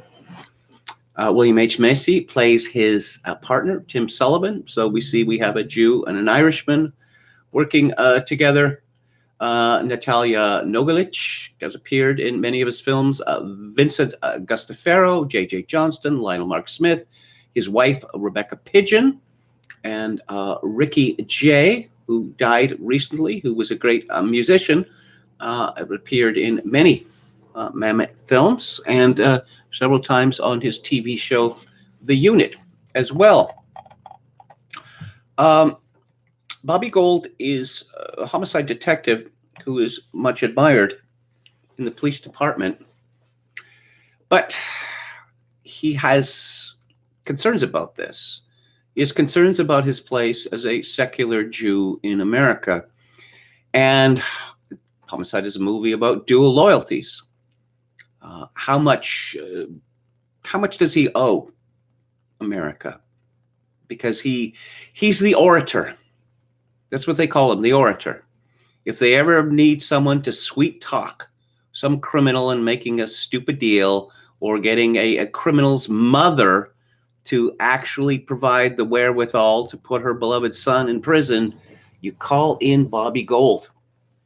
He's also the first through the door in any raid because, I suppose, he has this fear, that the Jews are seen as weak, physically weak in America, and he is not physically weak, and he's determined to prove it time after time.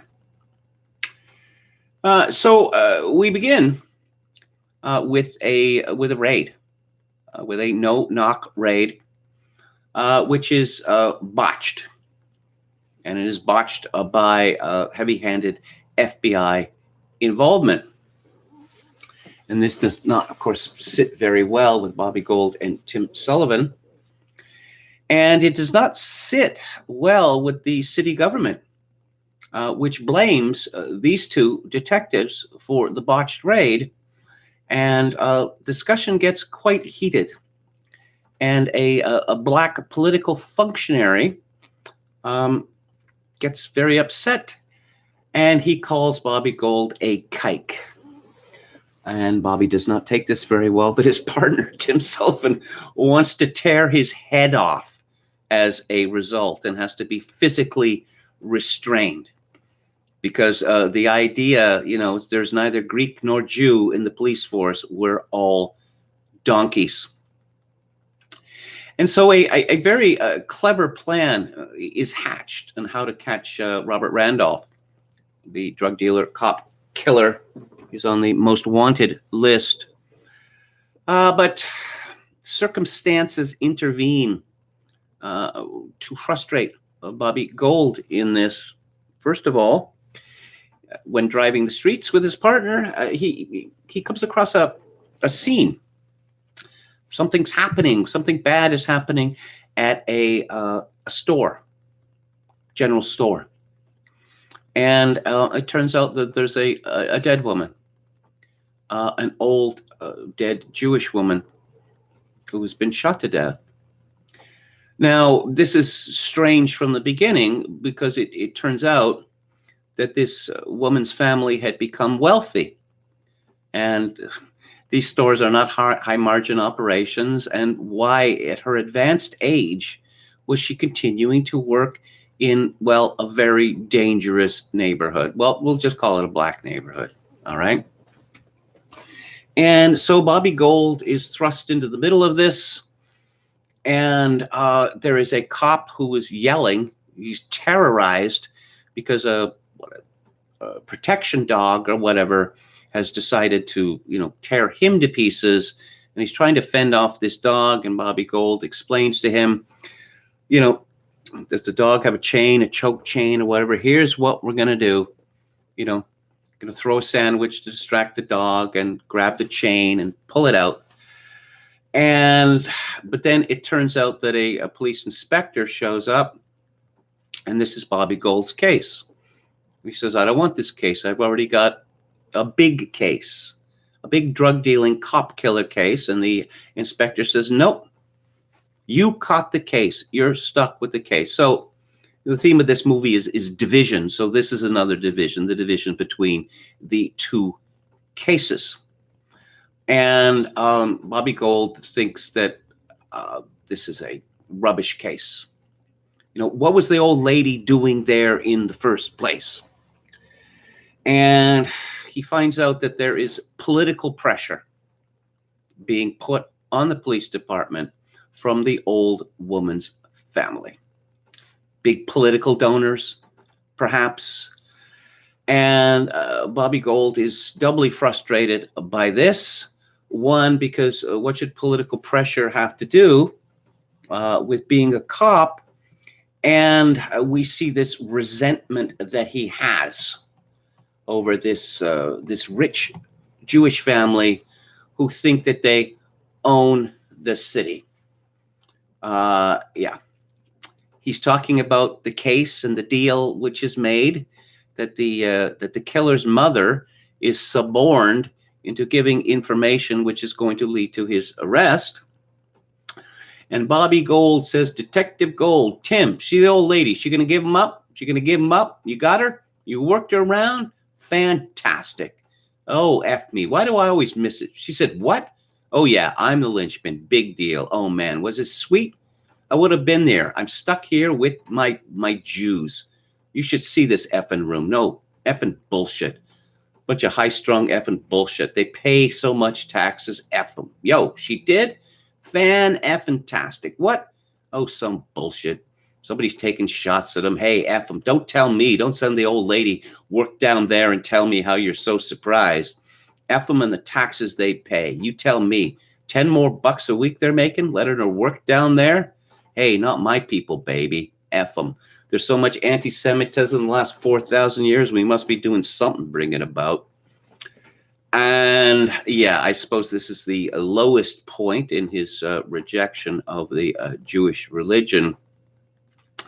But something has happened on the first day, which I think the significance of which is not appreciated.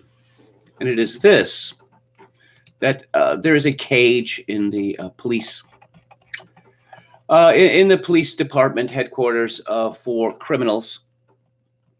And a strange criminal, a man in a suit and tie, is brought in, and he decided to use a hunting rifle to kill his wife and his 3 little children. He seems deranged, and he keeps talking about, I can tell you what the purpose of life is. And there is a struggle, and Bobby Gold gets involved in it, and he gets smacked very hard on the head. And I would argue that it could well be that in the second half of the film is more fantasy than reality. That Gold is going through a personal crisis, a religious crisis, spiritual crisis, ethnic crisis, and he gets whacked on the head and he loses his bearings. Now, if you're familiar with Mamet's play Oleana, his anti-feminist play, that essentially that there are 2 parts to it. And it's strange because it's really it's difficult to imagine that the 2 characters, the professor and the student, in the second half are the same characters as in the beginning. Again, the screenplay for this was written by Mamet and it was directed by Mamet, and it stars William H. Macy. In the first half of the film, this professor is busy with real estate things, and there is a dim-witted young woman who is whiny and ineffectual and not bright, and she's harassing the professor over something. And then in the second half, this woman seems transformed. She's no longer whiny, she's demanding. She no longer seems stupid or ignorant, she seems authoritative. And I think one could argue she just seems differently because of the way that the professor reacts to her, how he perceives her. That she is just simply an annoyance when she means nothing to him, and she is a threat after she becomes powerful. And as I say, I think we see a similar thing in Homicide, that Bobby Gold wants to be connected to the big case. But he is drawn to the case of the old Jewish woman who has been murdered. Murdered over what? Well, 2 young black boys who look like, I don't know, somewhere between, they look like they're 10 years old. They show up outside the grocery store and they say, the old lady, the old Jew lady, she had this treasure in the basement of the store. Oh yeah, there's a local legend that they kept a treasure in the basement of a general store, which is, of course, a thing that people do, right? So Bobby Gold goes to investigate this, and he finds something which is completely irrelevant. He finds crates and packing crates, wooden packing crates, and he finds evidence that this family, or the grandmother, was involved in the shipping of machine guns to Jews in Israel in the late 1940s, around the time of the foundation of the modern state of Israel. And he becomes fascinated with this case, but this isn't the case, as Tim Sullivan keeps reminding him again and again and again. And we see that William H. Macy, who is quite good in this, as is Joe Mantegna, that he's beginning to lose patience with Bobby Gold, because Bobby Gold's mind is not on his job, on the big picture. And he tells something he tells a little story here, which I'm going to repeat to you. It's quite crude, actually. So, you can skip ahead 30 seconds or so if you don't want to hear it. He says, Bob, I'm going to tell you what the old whore said, and this is the truest thing I know. When you start coming with the customers, it's time to quit. Which is good advice. But Bobby Gold doesn't take it. And he gets pulled into this, this rabbit hole of mystical Judaism and a conspiracy. I mean, you've heard of Jewish conspiracy theories. Well, there is a big one in this film.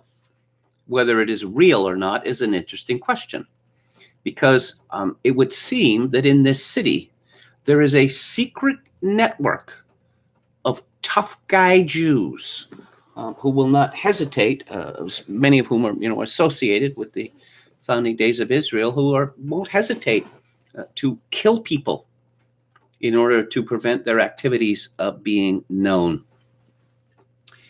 And symbolism, things on posters, anti-Semitic posters.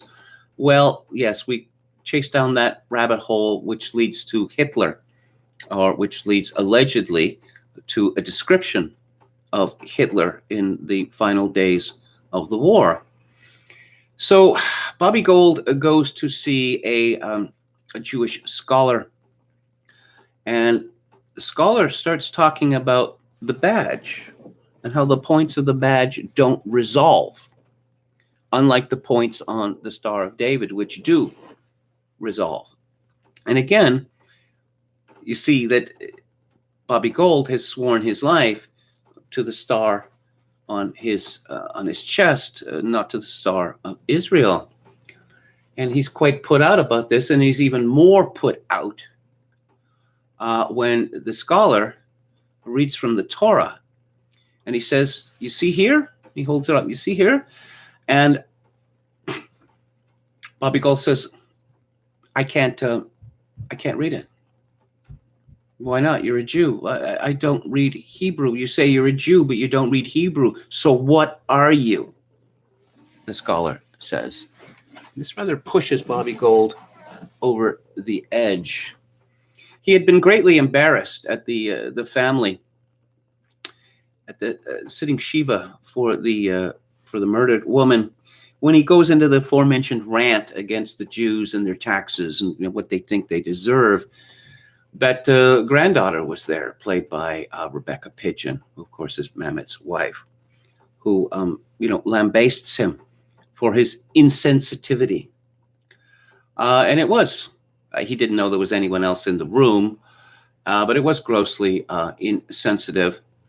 But the father of the family believes that heard a noise, a gunshot. Well, it could have been a car backfiring, but supposedly someone on the roof. And so Bobby Gold he's bemused by this.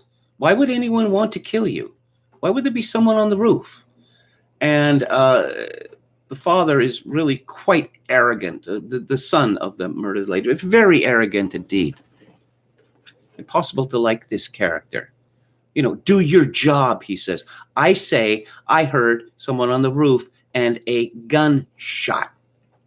So Bobby Gold goes on the roof and he doesn't find anything. However, he does find a torn off piece of paper, which seems to relate to Nazi propaganda in the final days of the war, about how Hitler was the greatest military strategist of all time. And Bobby Gold is drawn into this secret world, which again may or may not exist. And he has a talk in a coffee shop with this woman called Chava, played by Natalia Nagolich. And she's an Israeli. And imagine having your own country. And Bobby Gold says yes. And he's drawn in by this idea that how wonderful it would be to live as a Jew in one's own country, Israel. Well, she has a task for him. He has to prove himself. these anti-Semitic posters, that drugs are brought into the ghetto to stir up trouble, and it's Jews who are bringing drugs into the ghetto. And we've discovered the source. It's all very suspicious. It's a store which seems to sell model railway equipment. And oh, look, there's a door. Push the door open. This is an enormous shrine to Hitler and the Nazi Party. And you just blow it up. Okay, here's a bomb, and you just press this and whatever. And so he has proved himself. Later, he goes back to the headquarters of the secret Jewish cabal, and there is nothing there. And this happens often in Mammoth films. Yes, but officer or FBI agent, it all happened here in this room. You mean the restaurant, or you mean this storage area? That sort of thing happens a lot. Meanwhile, the case, the attempt to arrest Robert Randolph continues apace, and Bobby Gold he's missing in action. He's missed the rendezvous, and he shows up, and it has gone J.G. Ballard, and Tim Sullivan has been shot. He's critically wounded. And it ends up, well, of course, how many times have I seen this in films? A word to the wise: if you're a policeman and your holster breaks, get the holster fixed immediately, or buy a new holster. Of course, there's a little subplot to that as well, that Bobby Gold goes to someone who works with leather fabric, and he wants his holster repaired. And the owner of the store, who appears to be a Jewish man, says, no, it's 6 o'clock and we're closed. Look, I'm a police officer, etc. No, he won't do it for him. And there's terrible consequences to this when they get when they have cornered. Ving Rhames plays Robert Randolph, and he's attempting to escape, and it's really he's not going to escape, but it's a question of how many people he's going to take with him before he is arrested or killed. And there's a scene in the film where Joe Mantegna is required by the script he's in a fury over what's happened to Tim Sullivan, and he calls Ving Rhames the N-word, and Joe Mantegna wouldn't do it. He wouldn't do it. And finally, Ving Rhames is black, of course, finally said, just say it. And so he did. So this raid is really rather a disaster. And Bobby Gold he's the fall guy. He messed it up. He had fallen between two loyalties. This perhaps phantom loyalty to his own people based on this fantastic conspiracy, which hardly seems real, and his loyalty to his fellow donkeys. And so we find that he has no friends. They see no friends. I guess one has to pick a side, and he refused to do so. Cinematography is by Roger Deakins, and it is, of course, we all know Roger Deakins. It's excellent as always. The music is by Alaric Jans, and it is it's rather good, actually. I like this film a great deal because there's not very many movies, apart from its intrinsic value as as entertainment or art. There's very few movies which deal with serious questions like the one that this movie raises about loyalty. Can a man can a man serve more than one master? And it's a very serious question. But again, I'm really attracted by the film's ambiguity because, I mean, the first time you watch it, you think, wow, this is really amazing, this real life Jewish conspiracy. And of course, after the movie's over, and particularly if you see it again, you think, did that really happen? Or is this just the extrapolation from Bobby Gold's damaged brain and diseased soul? Again, unfortunately, it's not available on Blu-ray, but it is available on DVD from Criterion, and it is available on Amazon Prime and the Criterion Channel. I was pleased to see that actually many more Mammoth films are available on Blu-ray than were not that long ago. House of Games is now available on Blu-ray. Red Belt was always available on Blu-ray. A very underrated film, I think. Ronin, Glengarry Glen Ross. State and Maine is finally available on Blu-ray. A very, very funny movie. Oleana's available on Blu-ray.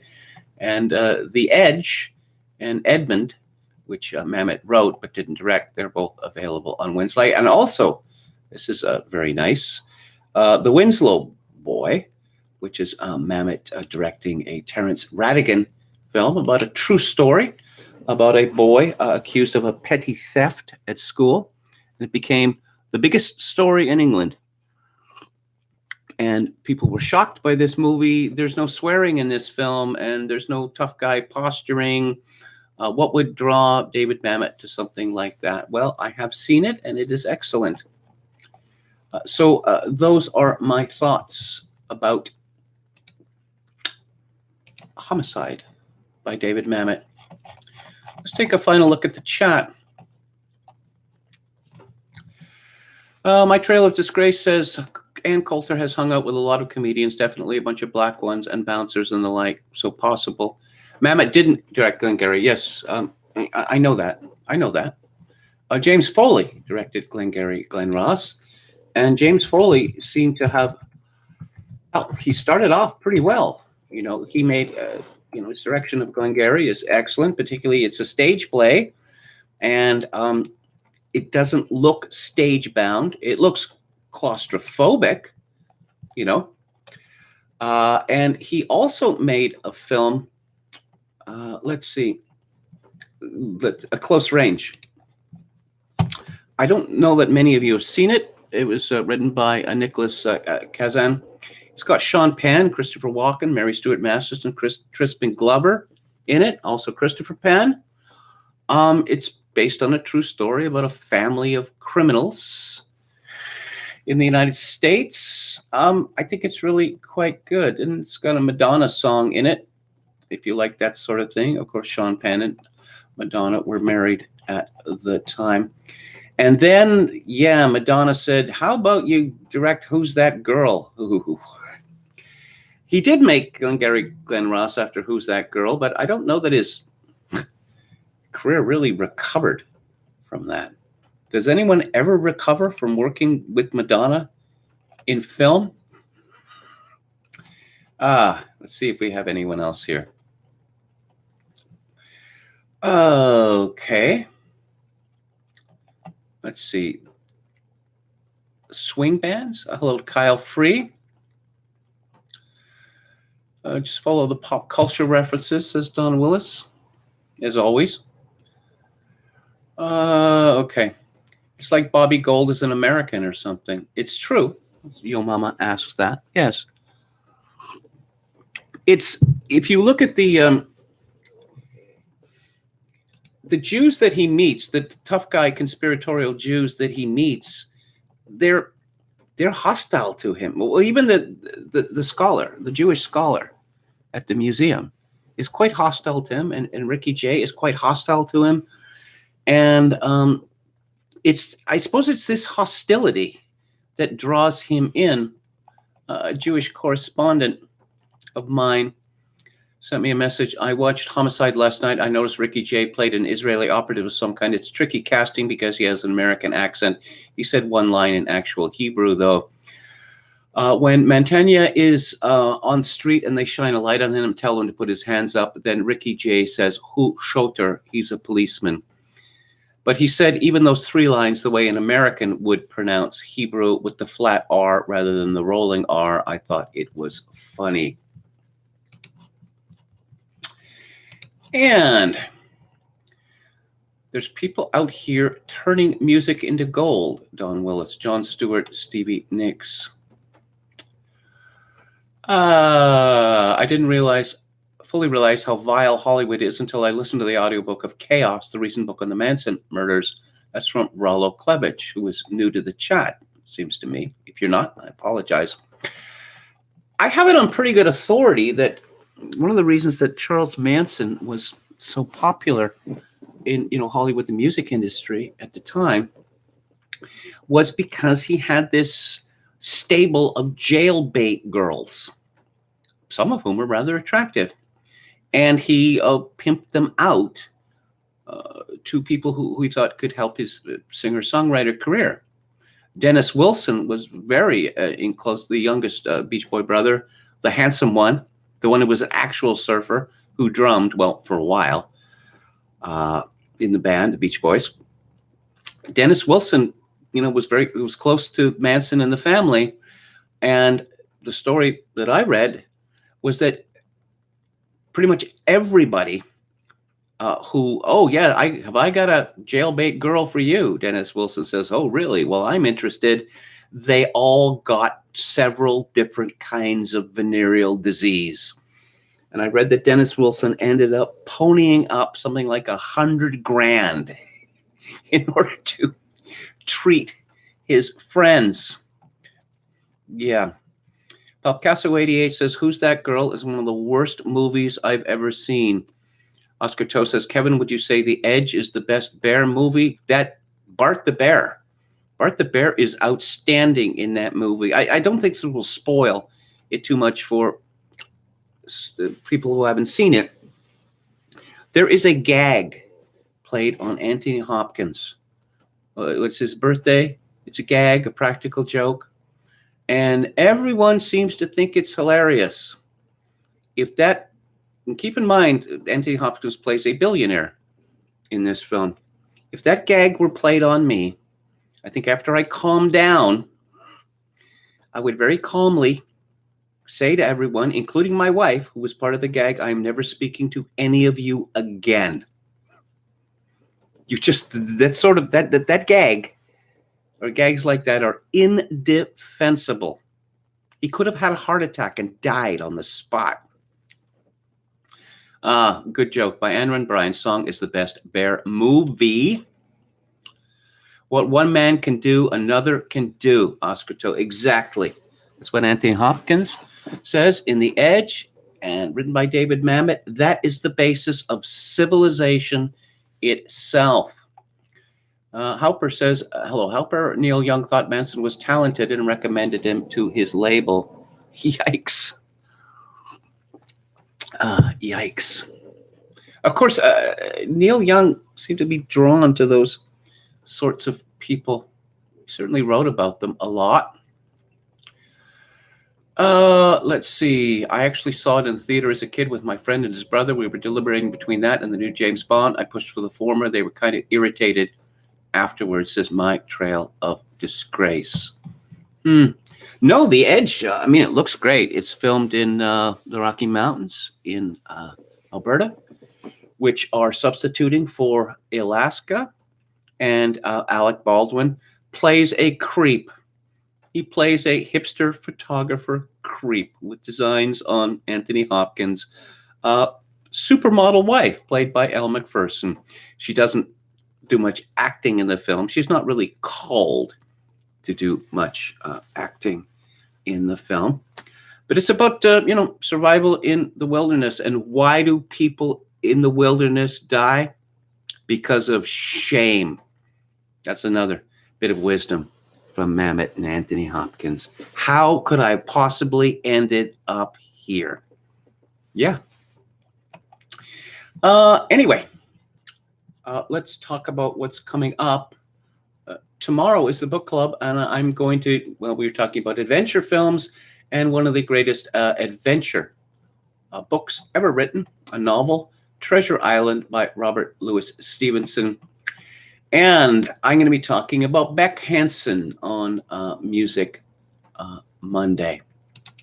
So that's it for today. I shall be back tomorrow at 4 p.m. Pacific, 7 p.m. Eastern.